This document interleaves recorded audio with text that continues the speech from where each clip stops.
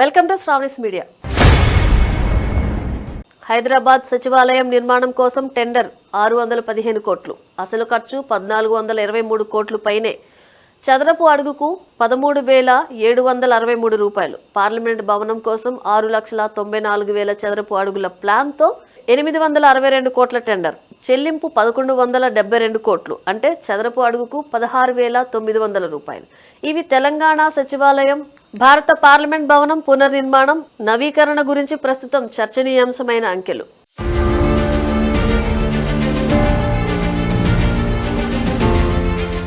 ఇదే సమయంలో ఆంధ్రప్రదేశ్లో అమరావతి సచివాలయం 5 టవర్లు, గ్యాట్ టవర్ ప్లస్ హెచ్ఓడీల భవనాల నిర్మాణం కోసం ఏప్రిల్ 2025లో పిలిచిన టెండర్లు సుమారు 4,688 కోట్లు. తర్వాత రివైజ్ చేసి 3,673 కోట్లకు తగ్గించారు. బిల్డప్ ఏరియా 52.72 లక్షల నుంచి 69.5 లక్షల చదరపు అడుగుల వరకు మార్చారు. దీని ఆధారంగా చదరపు అడుగుకు సుమారు 6,750 నుంచి 8,850 రూపాయలు అని కూటమి ప్రభుత్వం చెబుతోంది. కానీ వైసీపీ నేతలు ఇది బ్లాటెంట్ లై అంటూ అసలు టెండర్ డేటా ప్రకారం 12,000 నుంచి 14,000 రూపాయల చదరపు అడుగుకు ఖర్చు అవుతుందని ఆరోపిస్తున్నారు. మొత్తం కాంట్రాక్ట్ విలువ 2,200 కోట్ల నుంచి ఇన్ఫ్రా, ఎలక్ట్రికల్, ప్లంబింగ్, ఏసీలు, లిఫ్ట్లు అన్ని కాంపోనెంట్లు కలిపితే 7,724 కోట్ల వరకు పెరిగిందని వారు చెబుతున్నారు. సిఆర్డీఏ భవనం కూడా 8,816 రూపాయల చదరపు అడుగు అని ఆరోపిస్తున్నారు. మున్సిపల్ అర్బన్ డెవలప్మెంట్ మంత్రి నారాయణ తెలంగాణ సచివాలయం, దేశవ్యాప్త సచివాలయాలు, పార్లమెంట్ భవనాల ఖర్చులను ప్రస్తావించారు. వాటితో పోల్చితే అమరావతి ఖర్చు సహేతుకమే అని సమాధానమిస్తున్నారు. ఇది కేవలం డిఫెన్స్ కాదు, స్పష్టమైన రాజకీయ వ్యూహం. వైసీపీ నుంచి వస్తున్న క్యాస్ట్ మ్యానిపులేషన్, స్కామ్ ఆరోపణలకు దీటుగా కౌంటర్ ఇస్తున్నారు. జగన్ పాలనలో సచివాలయం పనులు ఆపేశారు. ఆలస్యం వల్ల ఇన్ఫ్లేషన్, జీఎస్టీ పెరిగాయని టీడీపీ చెబుతోంది. Amaravati green field project, iconic high rise టవర్లు, అన్ని హెచ్ఓడీలు, కార్పొరేషన్లు ఒకే చోట. ఇంటర్నేషనల్ స్టాండర్డ్స్ తెలంగాణ సచివాలయం కంటే స్కేల్, స్కోప్ భిన్నమని వారి వాదన.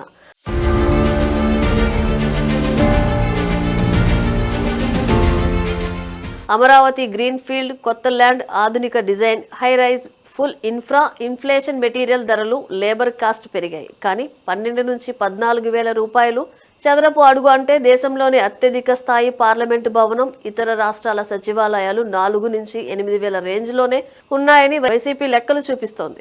టీడీపీ ఏరియా ఇన్ఫ్లేట్ చేసి యాడ్ ఆన్స్ దాచి ధర తగ్గించినట్లు చూపిస్తున్నారని ఆరోపణలు. వైసీపీ క్యాస్ట్ మ్యానిపులేషన్ అంటుంది.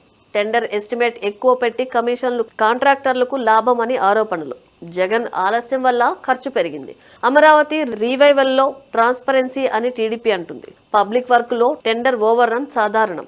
తెలంగాణలో కూడా 494 కోట్ల నుంచి 1,100 కోట్లకు పెరిగింది. కానీ అమరావతి వంటి హై ప్రొఫైల్ ప్రాజెక్టులో స్వతంత్ర ఆడిట్, కాగ్ స్క్రూటీని అవసరం. ఇప్పటికే 50,000 కోట్ల పనులు మొదలయ్యాయి.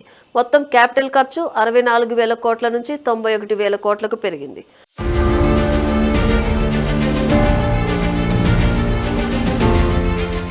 అమరావతి రైతులు భూములు ఇచ్చి ఎదురు చూస్తున్నారు. ఐకానిక్ భవనాలు కావాలి, కానీ ప్రజాధనం దుర్వినియోగం కాకూడదు. హైదరాబాద్లో ఖర్చు పెరిగినా పని పూర్తయింది. అమరావతిలో టైమ్ లైన్స్, క్వాలిటీ, ట్రాన్స్పరెన్సీ మీద ఫోకస్ చేయాలి.